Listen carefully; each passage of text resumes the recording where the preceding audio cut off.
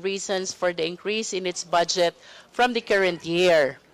It appears, however, from the report that from 2020 to 2024, 47% of all posts were unfilled.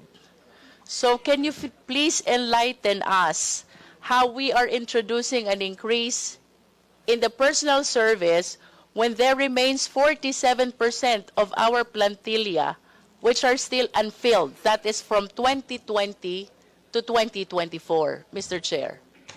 Yes, ma'am. Thank you for that question. Thank you for the question, Congressman Luistro. Your Honor, yung mga unfilled positions, mula na since yung office, ay talagang sinasadyang hindi namin mafilapan dahil pinag-aralan ko pa mula noon ano yung naging cause ng inordinate delay. Which is a problem, a recurring problem. So bago ako mag-hire ng additional lawyers, pinag-aralan ko muna saan ang problema. So this year, I have decided to merge two important groups, the fact-finding investigation group and the preliminary investigation group. We will be hiring additional lawyers. We will be creating satellite offices in each of the provinces throughout the Philippines. We will be hiring additional lawyers for each of the sectoral offices para po ang magre-represent sa ombudsman sa mga cases before the regional trial courts or the municipal trial courts will no longer be the Department of Justice but the lawyers of the Office of the Ombudsman. So this year, I promise you na once naayos ko yung plantilla namin, which is already in the making and before the end of the year, matatapos na, sisiguruhin ko po sa inyo na there will be additional lawyers in the Office of the Ombudsman. Investigation of cases will be speed up. Pabilisan po namin investigasyon ng mga kaso. And I have proven that na madali lang naman pala. Pwede pala kami mag-imbestiga ng cases nang walang isang taon tapos kami sa investigasyon. So with this, pagpasensyaan lang po ninyo, yung mga unfilled positions ay sinisiguro ko po sa inyo mapifill up na po yan. But if there are unfilled positions tungkol sa mga administrative personnel, maaaring alisin ko na po yon. Kasi hindi po kailangan ng ombudsman yung mga non-lawyers. Mas kailangan po ng Office of the Ombudsman mga abogado. At mas kailangan po ng Office of the Ombudsman yung IT. Problema po namin sa Office of the Ombudsman ay yung aming IT. Itong taon po nito, na-discover namin na nahack yung aming system. Yung mga may kaso pala sa amin, kaya pala alam nila kung nasaan ang kanilang mga kaso, kasi 3 tao pala ang nakatingin sa aming firewall. So, because of that, 2 of our personnel from the Management Information System are on preventive suspension because of this. Hindi ho biro na alam po ng respondent na ginagawa pa lang yung desisyon ay may nakakakita na. So there was a time when I advised the lawyers not to use the internet of the Office of the Ombudsman. Marami po kayong problema, but doon sa unfilled position, sinisiguro ko po sa inyo, Your Honor, na within the year, we'll be hiring additional lawyers for the Office of the Ombudsman. Marami pong salamat. Justice, ilan po ngayon ang abogado ng Ombudsman? Hindi ko po masyadong maano ang bilang, but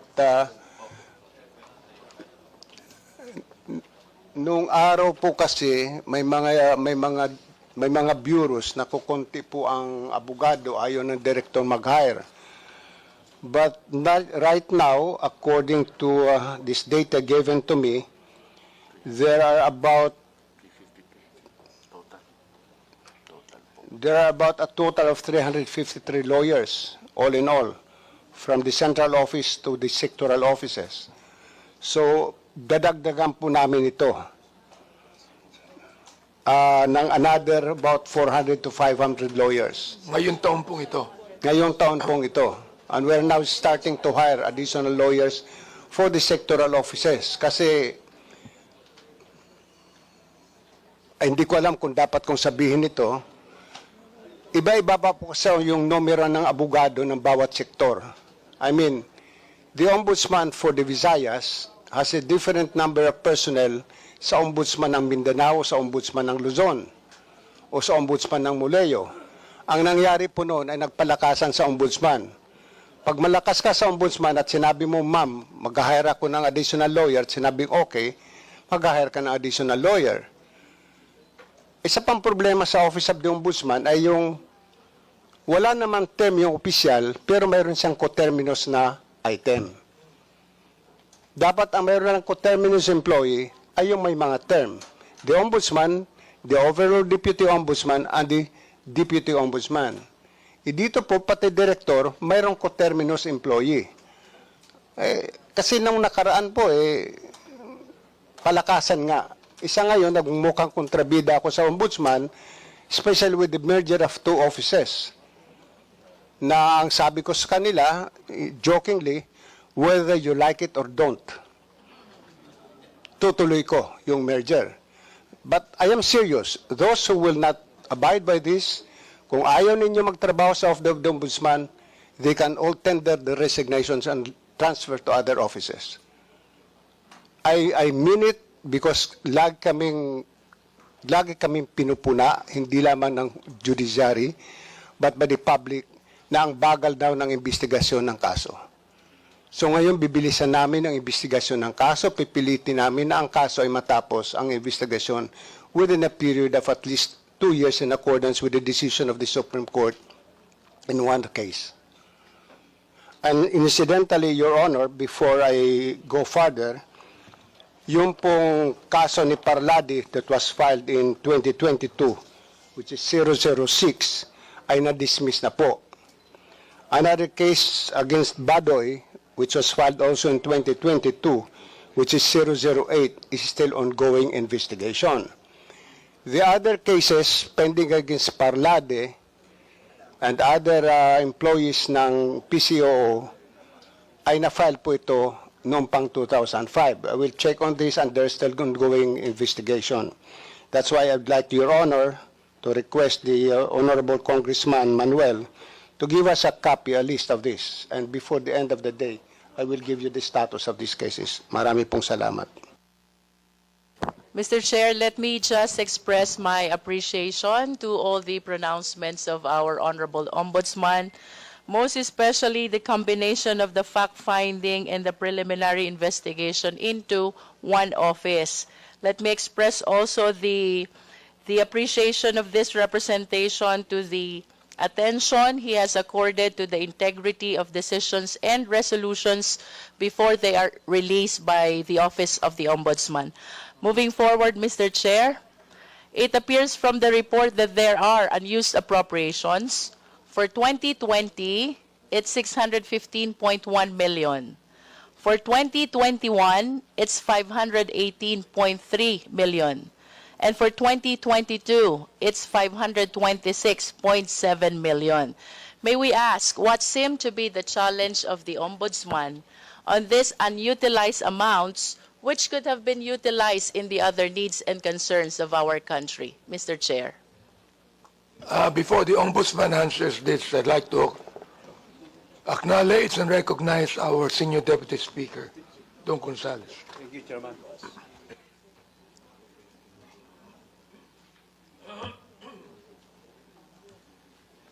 Mr. Chair, I understand that 2020 to 2022 pertains to the period of time where Ombudsman Martires is not yet in office. So may I just ask about the fiscal year 2023, whether the Ombudsman is on track in terms of utilization?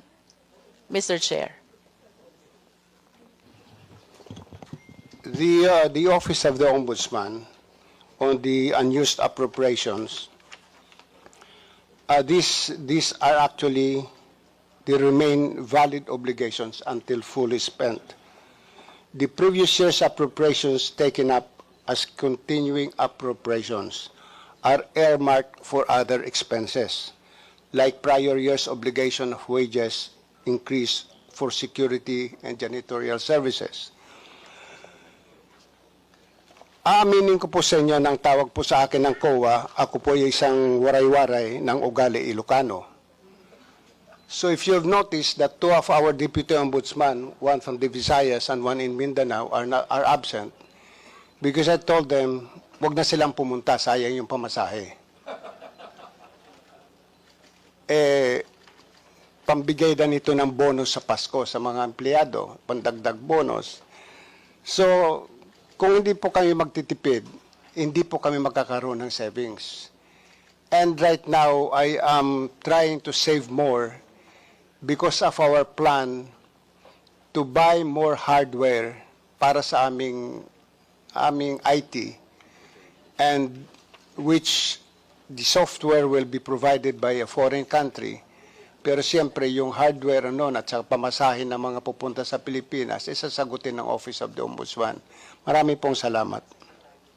That is well understood, Mr. Chair. But perhaps we can include in the 2024 budget of Ombudsman the needs of the office, as Ombudsman Martires already manifested before us.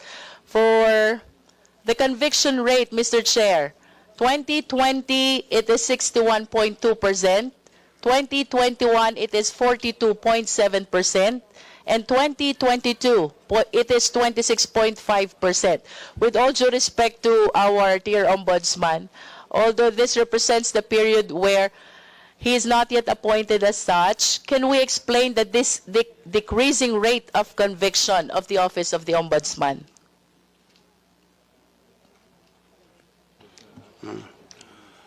Right now, Your Honors, mayroon kaming problema that Congress itself created for us. And this is the amended jurisdiction of the Sandigan Bayan. Doon po sa batas na yon, sa bagong jurisdiction ng Sandigan Bayan, there are cases na hindi na ifa-file sa Sandigan Bayan but will be filed with the lower courts. Ang nakasama pa roon sa batas na yon, sinasabi it should be filed in the adjacent judicial region where the accused, where the public officer is a resident. So if you are a resident of Naga City, that is Region 5, the case must either be filed before Region 4 or before Region 8. These are the adjacent regions to Region 5. Ang problema namin ngayon, pag final mo yung kaso sa executive judge ng Region 8, i-dismiss ng executive judge because there are no guidelines issued by the Supreme Court. Wala hong guidelines. So sa ngayon po, marami pong nakabinbin sa aming mga kaso, hindi namin alam saan ifa-file. Kami po ay at a loss. And that is why one of these days we will be recommending to Congress to amend this law. Ibalik na lang natin sa dating jurisdiction ng Sandigan Bayan ng filing ng cases. Instead of pretending to say that if the public officer is from Region 5, that the case be filed in the adjacent region. Pareho din naman ho ang resulta noon na i-file mo sa Region 5. Number two, on the rate of conviction, this is one aspect of our work where we are rated, our performance is rated, also by the international community, and which is unfair to us, na ang aming performance is based on the conviction rate. Hindi po kami ang husgado. Iba po ang pananaw namin insofar as we are concerned, there is probable cause for the filing of the information. Pero ang husgado po ibang pananaw. Remember that just as no two individuals are the same, even twins, wala hong abogado na pare-pareho ang pag-iisip. May mga abogado na taliwas ang pag-iisip sa katotohanan, may mga abogado na tamang pag-iisip. So kung nagkataon na yung huwes o tatlong justices ng Sandigan Bayan, ang isa ay taliwas ang pag-iisip at sinasabing acquittal, abay, ma-acquit nga. So, our performance should not be based really on the conviction rate. That is unfair to the Office of the Ombudsman. It's just like also rating the Department of Justice on the number of cases where they secure conviction. Because after the Sandigan Bayan, after the regional trial courts, the accused has the right to appeal to the Court of Appeals and to the Supreme Court. E paano pagdating din ng Supreme Court na acquit yung akusado? This is our problem actually. In the Transparency International, I confronted them about this also for rating us on the basis of conviction. Marami pong salamat, Your Honor. Mr. Chair, the manifestation of the Ombudsman is well understood. We just hope that at least with respect to the number of cases being filed by the Ombudsman with the Sandigan and the regular courts, there is an increasing rate. And it is acknowledged that the quantum of evidence being required by the Office of the Ombudsman vis-a-vis the Sandigan Bayan and the regular courts are different. And with respect to the major programs, Mr. Chair, can you please draw the line between and among investigation, enforcement, prevention, and public assistance? I hope we can be enlightened by way of illustration and examples how we delineate these four major programs of the Office of the Ombudsman.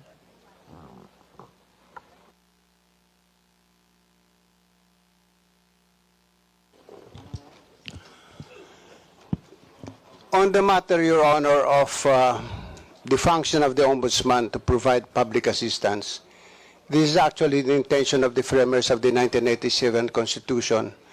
Now we entertain even petty complaints from the poor, the marginalized workers. So ngayon po, pinalalakas po namin ang aming public assistance unit, where we will be hiring on those who are in other offices will be assigned to the public assistance unit to take care of the complaints from the public. On the matter of the enforcement of the decisions, we monitor that. Yung mga decision po namin, yung mga aming mga orders for preventive suspension, na-discover po namin na may mga agency ho na hindi po sinusunod yung aming order. We discovered this in one of the agencies na yung isang tao na preventively suspended ay hindi pala ini-implement ng kanilang personnel officer. So patuloy pong he was functioning as regional director until an item in one of the newspapers came out na itong regional director was still acting as regional director sa isang probinsya. On the matter of investigation, this is where mayroon akong tawag doon, mayroon akong scheduled appointment with the Supreme Court for us to discuss na intindihin nila yung pag-iimbestiga ng Ombudsman. Madali yung maghusga because this is related to inordinate delay. Madali yung maghusga na sasabihin, bakit ang tagal nyo mag-imbestiga? Ba't iniabot kayo ng 2-3 taon o 5 taon? Sa Department of Justice po, kahit anong kaso sa Department of Justice, kaya yung kaso niyan pertains to drugs, murder or homicide, ilan lang pong dokumento ang kailangan mo sa murder case? You only need about 3 or 4 documents. The rest is testimonial. In a drug case, ilan lang dokumento ang kailangan mo? Kung may buy-bust operation, yung findings ho ng chemist, yun lang po mga kailangan eh. But in the investigation of a violation of the Anti-Graft and Corrupt Practices Act, naghahagilap po kami ng dokumento sa mga various government agencies like the Commission on Audit. Ang nangyayari po, na nababalan po ang investigasyon namin kasi agad silang hingi ng extension of time na bigyan kami ng kopya nitong mga dokumento. Kahit na po yung mga kaso na nanggagaling sa Blue Ribbon Committees of both houses, i-verify po namin ito. At humingi sila, as usual, humingi uli yung mga ahensya ng extension of time to provide us these documents. Kung minsan may mga kaso na hindi pa tapos ang COA ng kanilang investigation, ng kanilang audit. So hinihintay po namin yung matapos ng COA yung audit at ang buong proseso. Not just yung audit ng auditor, pero yung proseso na umabot na hanggang sa NBank, sa commission, na yung audit po ay nadesisyonan ng commission. Okay lang po kung walang nakita. Pero mayroon po ako sanang gustong imungkahi sa Kongreso na kung pwede po ay alisin na sa special provisions o sa general provisions ng GAA yung pagpapublish ng Audit Observation Memorandum. Ito pong Audit Observation Memorandum ay nagkukos po ng gulo. Kasi sa pananaw po ng isang tao, pag nabasa niya na mayroong yung Audit Observation Memorandum sa isang 10 million project, ay mayroong kaunting aberya, ay sasabihin na kagad ng tao na itong government official ay kumikita doon sa 10 milyon na proyekto. Ang hindi lang pala na-submit ay resibo. So, I leave this to Congress na alisin natin ito kasi pag nag-file po ng kaso sa ombudsman, dinismiss namin ang kaso kasi wala naman. Anong sasabihin? Nalagyan na naman ng ombudsman. Pag ganyan po sana totoo po na may naglalagay sa ombudsman. Sana po totoo. But the problem is creating an innuendo that the ombudsman earned. At pag final ng ombudsman sa husgado, dinismiss din ng husgado dahil wala talagang ebidensya, tapos na yung audit, wala namang problema, kawawa naman din pati yung mga huwes na pagbibintangan na nalagyan. Ito yung problema. So I appeal to Congress to please take this second look on this general provision in the General Appropriations Act. Marami pong salamat. Mr. Chair, we will be welcoming all the recommendations of Ombudsman Martires. And of course, for my last concern, during the time of PRRD, there's a citizen hotline. It is prominently known as 888. Do we still have this mechanism, and how does it work with your public assistance program, Mr. Chair?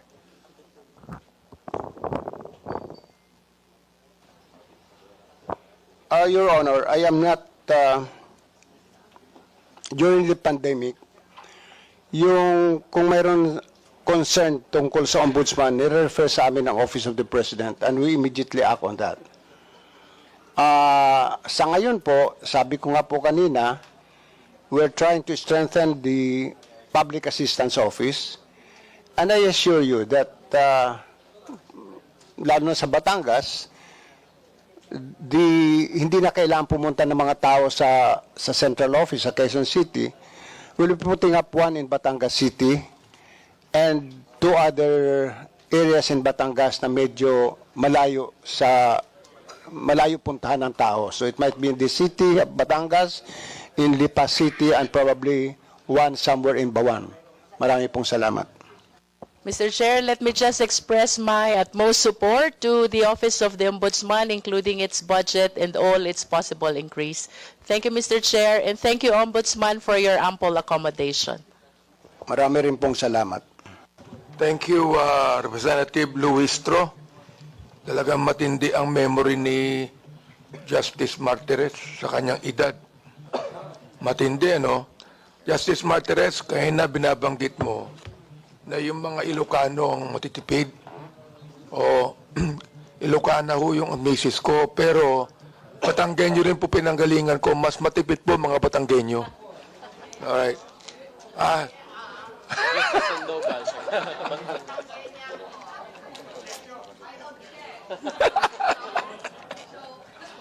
Anyway, we go to the minority.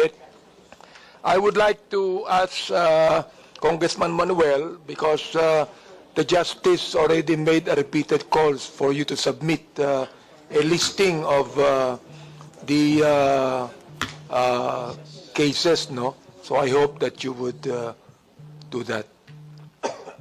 Thank you. Yeah, Mr. Chair. Yeah, I'd like now to call Assistant Minority Leader Marisa Magsino, a fellow Batangueña. Yes. Magandang umaga po to our Ombudsman family, Ombudsman Martires, and to our colleagues, to all our guests.